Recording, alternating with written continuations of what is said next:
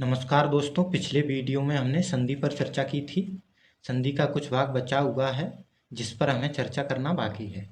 मैं आपको हिंदी व्याकरण MPPSC मेंस पेपर 5 और वनडे एग्जाम के लिए पूर्ण कराने के लिए प्रतिबद्ध हूँ, लेकिन साथ ही हिस्ट्री भी हम लेकर चलेंगे। हमारी क्लास अल्टरनेट क्रम में रहेगी।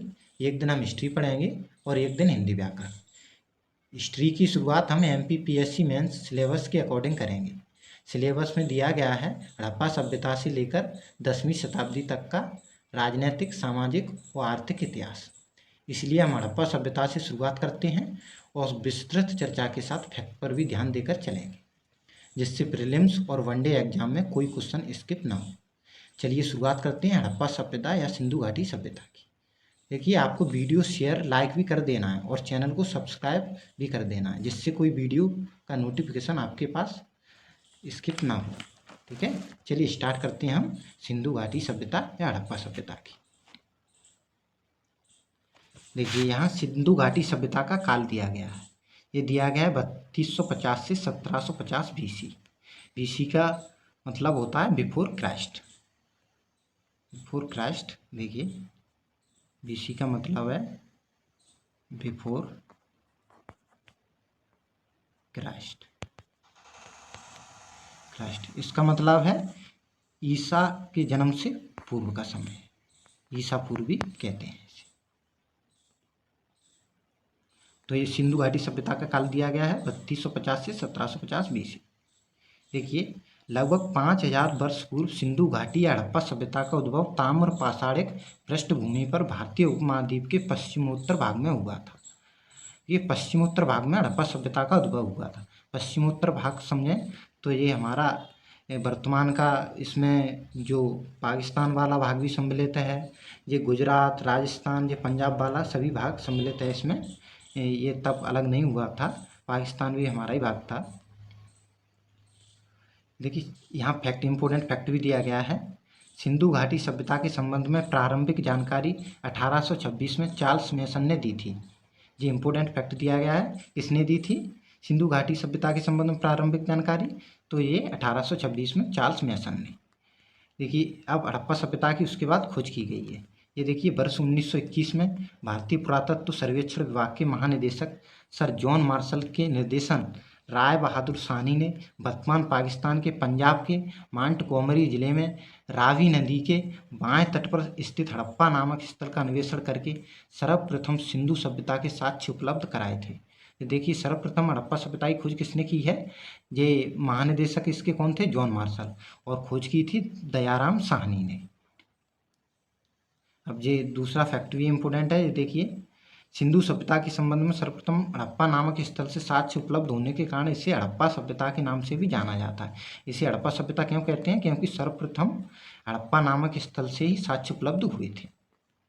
देखिए, 20वीं सदी के आरंभ तक इतिहासकारों और पुरातत्ववेत्ताओं ने यह धारणा थी कि वैदिक सभ्यता ही भारत की प्राचीनतम सभ्यता है, किंतु 1921 और 1922 में क्रमशः हड़प्पा और मोहनजोदड़ो नामक स्थलों की खुदाई से यह स्पष्ट हो गया कि वैदिक सभ्यता से पूर्व भी भारत में एक अन्य सभ्यता भी अस्तित्व में थी। देखिए, पहले माना जाता था कि सबसे पूर्व की सभ्यता वैदिक सभ्यता है और यही सबसे पुरानी है, लेकिन जब हड़प्पा सभ्यता की खोज हो गई 1921 में, तो ये माना जाने लगा कि हड़प्पा सभ्यता पूर्व की सभ्यता है और ये वैदिक सभ्यता से भी पुरानी सभ्यता है। यहाँ देखिए, फैक्ट भी दिया गया है। Martin wheeler, DD Kosambi, garden chart सहित कई अन्य विद्वानों ने सिंधु सभ्यता की उत्पत्ति मेसोपोटामिया की सुमेरियन सभ्यता से मानी है। देखिए, मेसोपोटामिया सभ्यता भी बहुत पुरानी है और कुछ विद्वानों का मानना है कि हमारी हड़प्पा सभ्यता, सिंधु सभ्यता का उद्भव मेसोपोटामिया की सुमेरियन सभ्यता से हुआ है। लेकिन कुछ विद्वान मानते हैं कि सिंधु सभ्यता का उद्भव सूदी संस्कृति से मानते हैं। देखिए, यहाँ दिया गया है, रोमला थापर और फेयर सर्विस जैसे विद्वान सिंधु सभ्यता की उत्पत्ति ईरानी बलूची ग्रामीण संस्कृति मानते हैं, जबकि अमलानंद घोष जैसे विद्वान सिंधु सभ्यता की उत्पत्ति सोथी संस्कृति से मानते हैं। देखिए, सिंधु सभ्यता की उत्पत्ति के संबंध में विभिन्न विद्वानों का मत है अलग अलग। कुछ विद्वान कहते हैं सिंधु सभ्यता की उत्पत्ति मेसोपोटामिया की सुमेरियन सभ्यता से है और कुछ विद्वानों का मानना है कि इसकी उत्पत्ति सूती संस्कृति से है। तो अलग अलग विद्वानों का मत है। ये देखिए, ये देखिए, प्रथम बार नगरों के उदय के कारण इसे प्रथम नगरीकरण भी कहा जाता है। प्रथम बार कांस्य के प्रयोग के कारण इसे कांस्य सभ्यता भी कहा जाता है। सर्वप्रथम कांस्य का प्रयोग यहाँ हुआ था, इसलिए कांस्य सभ्यता भी कहते हैं इसे। देखिए फैक्ट हैं, जो वनडे एग्जाम के लिए हैं, आपको याद कर लेना है। अभी तक कुल खोजों में से 3% स्थलों का ही उत्खनन हो पाया है। देखिए हड़प्पा सभ्यता बहुत बड़ी सभ्यता है, इसमें बहुत स्थलों की खुदाई हुई है, फिर भी लगभग 3% भाग का ही उत्खनन हुआ है। देखिए अभी भी 97% उत्खनन शेष है। सिंधु घाटी सभ्यता काल निर्धारण। देखिए अलग अलग विद्वानों ने अलग अलग काल निर्धारण किया है इसका। देखिए 1931 में सर्वप्रथम जॉन मार्शल ने सिंधु सभ्यता की तिथि 3250 ईसा पूर्व से 2750 ईसा पूर्व निर्धारित की है। जॉन मार्शल ने ये तिथि निर्धारित की है 3250 ईसा पूर्व से 2750 ईसा पूर्व या बिफोर क्राइस्ट, BC भी कहते हैं इसे। ठीक है, रेडियो कार्बन डेटिंग जैसी वैज्ञानिक पद्धति द्वारा सिंधु सभ्यता की तिथि 2500 ईसा पूर्व मानी गई है। रेडियो कार्बन डेटिंग निर्धारण पद्धति की खोज GF लिवी द्वारा की गई थी। तो ये फैक्ट पूछा जा सकता है कि रेडियो कार्बन डेटिंग पद्धति की खोज किसने की थी, तो आपको याद रखना है VF लिवी द्वारा। नवीनतम आंकड़ों के विश्लेषण के आधार पर यह माना गया है कि सिंधु सभ्यता का अस्तित्व लगभग 400 से 500 वर्षों तक बना रहा। तो 2200 ईसा पूर्व से 2000 ईसा पूर्व के मध्यकाल तक इस सभ्यता का परिपक्व चरण था। ये देखिए, ये 2200 ईसा पूर्व से 2000 ईसा पूर्व के मध्यकाल तक ये सभ्यता चरम सीमा पर थी, वो परिपक्व चरण था। परिपक्व चरण का अर्थ है ये सबसे अधिक फली फूली इस काल में ये सभ्यता। अब देखिए ये इतिहासकार दिए गए हैं और इन्होंने ये निर्धारित तिथि भी की है, तो ये अलग अलग इतिहासकारों के अनुसार है। देखिए जॉन मार्शल के अनुसार 3200 ईसा पूर्व से 2750 ईसा पूर्व है, और ये माधव स्वरूप वत्स के अनुसार 3500 ईसा पूर्व से 2700 ईसा पूर्व है। इसी प्रकार नेस्ट में के भी कहते हैं 2800 ईसा पूर्व से 2500 ईसा पूर्व। CG गैट 2350 ईसा पूर्व से 1750 ईसा पूर्व। मार्टिमल व्हीलर 2500 ईसा पूर्व से 1500 ईसा पूर्व। फेयर सर्विस 2000 ईसा पूर्व से 1500 ईसा पूर्व। ये इतिहासकारों ने अलग अलग काल निर्धारित बताया है। ये क्वेश्चन आपको जोड़ी के प्रश्न में पूछा जा सकता है, वहाँ दे दिया जाएगा काल निर्धारण और इतिहासकार, तो वहाँ आपको मिलान करना है। देखिए हम ये सिंधु घाटी सभ्यता के सर्वाधिक प्रसिद्ध स्थल दिए गए हैं। ये देखिए, ये पश्चिमी स्थल सुतकांगीडोर है, ये पूर्वी स्थल आलमगीरपुर है, उत्तरी स्थल मांडा, दक्षिणी स्थल देमाबाद है। ये देखिए इस प्रकार हैं, ऐसे बनाएंगे आप। तो ये पश्चिमी स्थल हुआ, ये पूर्वी भाग हुआ, और ये उत्तरी भाग हुआ, और ये दक्षिणी भाग हुआ। ये देखिए ये पश्चिमी भाग सुतकांगीडोर है। यहाँ देखिए ये दिखाई दे रहा है आपको सुतकांगीडोर। जो पूर्व में आलमगीरपुर है, जो वर्तमान में उत्तर प्रदेश में है। जो उत्तरी स्थल मांडा है, ये जम्मू कश्मीर में है, और ये दक्षिणी स्थल देमाबाद है। ये देखिए ये स्पष्ट रूप है, ये सुतकांगीडोर वर्तमान पाकिस्तान में, ठीक है। देमाबाद महाराष्ट्र का भाग है ये दक्षिण में। इस प्रकार से ये हड़प्पा सभ्यता के प्रसिद्ध स्थल है। अब इसका सिंधु घाटी सभ्यता का विस्तार बताया गया है। देखिए सिंधु सभ्यता का विस्तार उत्तर में जम्मू से लेकर दक्षिण में नर्मदा के मुहाने भगवत राव तक, और पश्चिम में मकरान तट से लेकर पूर्व में पश्चिम उत्तर प्रदेश के आलमगीरपुर मेरठ तक है। ये देखिए इसका विस्तार बताया गया है। ये फैक्ट हैं। इस सभ्यता का संपूर्ण क्षेत्र त्रिभुजाकार है, जिसका क्षेत्रफल 13 लाख वर्ग किलोमीटर है। ये सभ्यता त्रिभुजाकार आकार में है, और इस सभ्यता के स्थल भारत और पाकिस्तान में पाए जाते हैं। देखिए अधिकतर स्थल इसके पाकिस्तान और भारत में हैं। पाकिस्तान में जो स्थल दिए गए हैं, ये देखिए फैक्ट के रूप में है। पाकिस्तान में मोहनजोदड़ो, हड़प्पा, चनूदड़ो, बालाकोट, कोटदीजी, आमरी एवं डेरा इस्माइल खां आदि प्रमुख स्थल हैं। जबकि ये भारत के प्रमुख स्थल दिए गए हैं, जिनमें कौन कौन सम्मिलित है। इसमें रोपड़ है, मांडा है, आलमगीरपुर है, लोथल है, रंगपुर है, धौलावीरा है, राखीगढ़ी है। ये भारत के प्रमुख स्थल हैं। तो ये क्वेश्चन में पूछा जा सकता है इनमें से कौन से स्थल भारत में पाए जाते हैं और कौन से स्थल पाकिस्तान के भाग हैं। देखिए हड़प्पा तथा मोहनजोदड़ो को स्टुअर्ट पिगट ने एक विस्तृत साम्राज्य की जुड़वां राजधानियां कहा था। देखिए तो ये फैक्ट है, किसने कहा था विस्तृत साम्राज्य की जुड़वां राजधानी? स्टुअर्ट पिगट ने। सिंधु घाटी सभ्यता के निर्माता, ये निर्माता का वर्णन किया गया है यहाँ। सिंधु घाटी की सभ्यता के निर्माता और संस्थापकों के संबंध में हमारी जानकारी केवल समकालीन खंडहरों से प्राप्त मानव कंकाल एवं खोपड़ियाँ हैं। देखिए सिंधु घाटी सभ्यता के बारे में जो जानकारियाँ प्राप्त की गई हैं उनमें अधिकतर जानकारियाँ मानव के कंकाल प्राप्त हुए हैं और खोपड़ियाँ प्राप्त हुई हैं, उसके आधार पर की गई है। ये देखिए प्राप्त साक्ष्यों से पता चलता है कि मोहनजोदड़ो की जनसंख्या में 4 प्रजातियाँ शामिल थीं। देखिए इसकी मोहनजोदड़ो स्थल है, वहाँ 4 प्रजातियाँ पाई गई हैं। इसमें प्रोटो ऑस्ट्रेलॉयड है, भूमध्य सागरीय हैं, अल्पाइन है और मंगोलॉयड है। ये 4 प्रजातियां पाई गई हैं मोहनजोदड़ो की जनसंख्या में।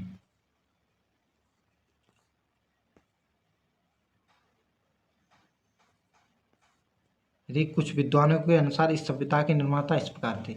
यहाँ विद्वान दिए गए हैं और निर्माता दिए गए हैं। देखिए पुरातत्ववेत्ता सभ्यता के निर्माता, ये जोड़ी वाले क्वेश्चन में ये बनेगा, डायरेक्ट पूछा जा सकता है आपसे। देखिए पुरातत्ववेत्ता सभ्यता के निर्माता doctor Lakshman Swaroop Ramchandra Arya, Gordon Childe Sumerian, Rakhaldas Banerjee Dravid, Martin Wheeler दास एवं दस्यु। तो इन्होंने यहाँ के लोगों को क्या क्या कहा है, ये है ये, जैसे राखलदास बनर्जी ने द्रविड़ कहा है हड़प्पा सभ्यता के लोगों को, ठीक है, इसी प्रकार है ये सब। ये दिया गया मोहनजोदड़ो के लोग मुख्यतः भूमध्य सागरीय प्रजाति के थे। तो जो मोहनजोदड़ो के लोग हैं जो भूमध्य सागरीय प्रजाति के हैं, अधिकांश विद्वान इस मत से सहमत है कि द्रविड़ ही सिंधु सभ्यता के निर्माता थे। तो अधिकांश विद्वानों का मानना है कि सिंधु सभ्यता का निर्माण द्रविड़ लोगों ने किया था। अब देखिए सिंधु घाटी सभ्यता नगर नियोजन प्रणाली, ये इम्पोर्टेंट है काफ़ी, क्योंकि ये मेंस एग्जाम में भी पूछी जाती है और इसमें फैक्ट भी निकल करके आते हैं जो वनडे एग्जाम के लिए महत्वपूर्ण है। सिंधु या हड़प्पा सभ्यता की सबसे महत्वपूर्ण विशेषता उसकी नगर योजना है। इनकी नगर योजना में सड़कें सीधी और नगर सामान्य रूप से चौकोर होते थे। देखिए चौकोर के आकार के नगर होते थे इसमें, इसकी महत्वपूर्ण है। और सड़कें सीधी होती थी, सड़कें सीधी हैं और नगर चौकोर हैं। यहाँ देखिए सड़कें और गलियाँ निर्धारित योजना के अनुसार बनाई गई थीं। सड़कें एक दूसरे को समकोण पर काटती हुई जाल सी प्रतीत होती थीं। देखिए यहाँ नगर नियोजन बहुत योजना के अनुसार किया गया था और सड़कें एक दूसरे को समकोण पर काटती हुई जाल सी प्रतीत होती थी। इस प्रकार सड़कें बन जाती थीं, इसमें एक जाल सा बन जाता था, समकोण पर काटती थीं सड़कें, इस प्रकार सड़कें बन जाती थीं इसमें। ये देखिए इस प्रकार सड़कें बनती थीं इसमें।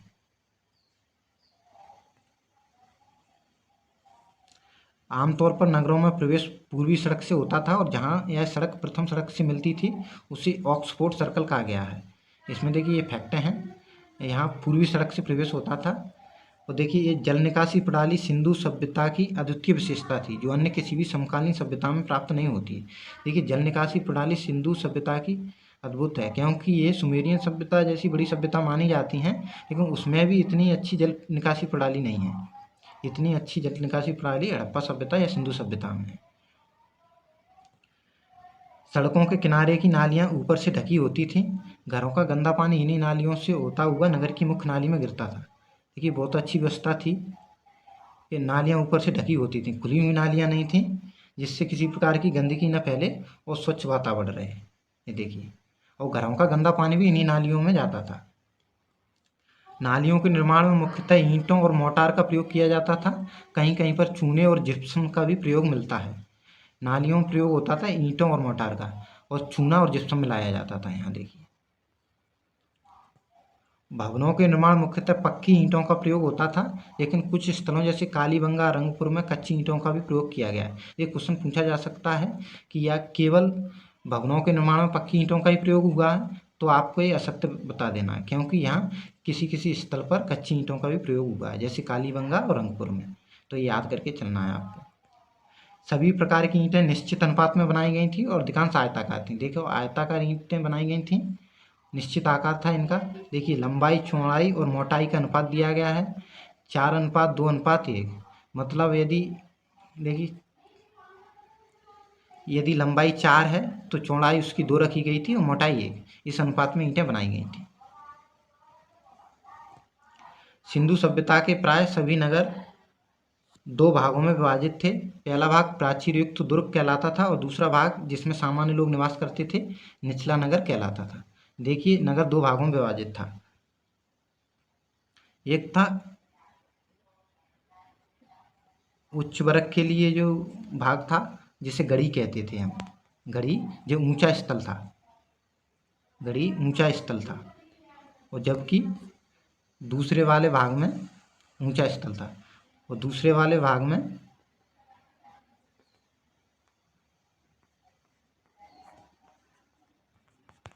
सामान्य लोग थे। सामान्य,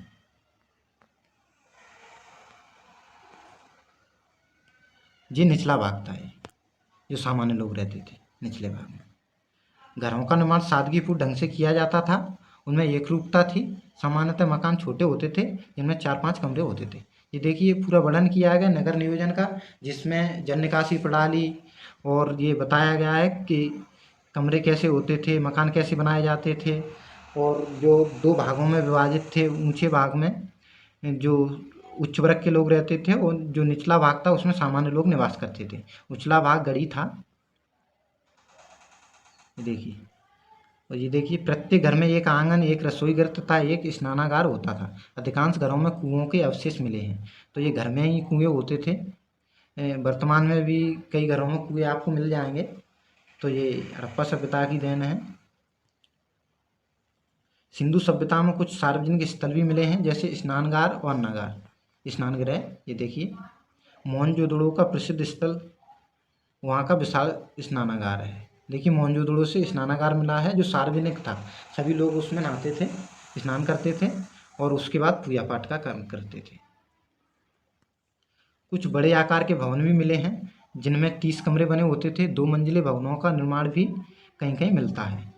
स्वच्छता और सफाई का ध्यान रखते हुए घरों के दरवाजे मुख्य सड़क की ओर न खुलकर पीछे की ओर खुलते थे। देखिए, स्वच्छता का बहुत ध्यान रखा गया है इसमें, इसीलिए मुख्य जो घरों के दरवाजे थे वो मुख्य सड़क की ओर नहीं खुलते थे, पीछे की ओर खुलते थे, जिससे किसी प्रकार के आराम से नगर नियोजन में कोई बाधा ना हो और आसानी से भीड़ भाड़ वाला स्थल ना हो। ठीक है। धौलावीरा एक ऐसा नगर है जिसमें नगर 3 भागों में विभाजित था। ये देखिए, इंपॉर्टेंट फैक्ट है, तो पूछा जा सकता है कौन सा नगर 3 भागों में विभाजित था, तो ये धौलावीरा है। और ये मोहनजोदड़ो में विशाल अन्नागार मिला है, जो 45 मीटर लंबा और 15 मीटर चौड़ा है। संभवतः यह सार्वजनिक स्थल था। यदि मोहनजोदड़ो का विशाल अन्नागार है, जिसकी लंबाई 45 मीटर और चौड़ाई 15 मीटर थी। देखिए, बहुत बड़ा आकार है। इसी प्रकार हड़प्पा में भी इस तरह के अन्नागार मिले हैं, पर वे आकार में छोटे हैं। इनकी लंबाई 15 मीटर, चौड़ाई 6.9 मीटर है। ये देखिए, बहुत हड़प्पा सभ्यता में जो अन्नागार मिले हैं ये कम छोटे आकार के हैं, जबकि मोहनजोदड़ो में जो अन्नागार मिले हैं वो बड़े आकार के हैं। तो ये कथन के रूप में क्वेश्चन पूछा जा सकता है कि जो अन्नागार मिले हैं उनमें विशालकाय अन्नागार हैं, तो इन्हें ऑप्शन में दिया जा सकता है मोहनजोदड़ो या हड़प्पा। तो आपको लगा देना मोहनजोदड़ो के अन्नागार, विशाल अन्नागार। ठीक है। अब हम बाकी की चर्चा कल के वीडियो में करेंगे, अल्टरनेट क्रम में पढ़ेंगे। कल की हम हिंदी की क्लास लेंगे, उसके बाद पुनः हम हिस्ट्री पर आ जाएंगे। ठीक है, धन्यवाद।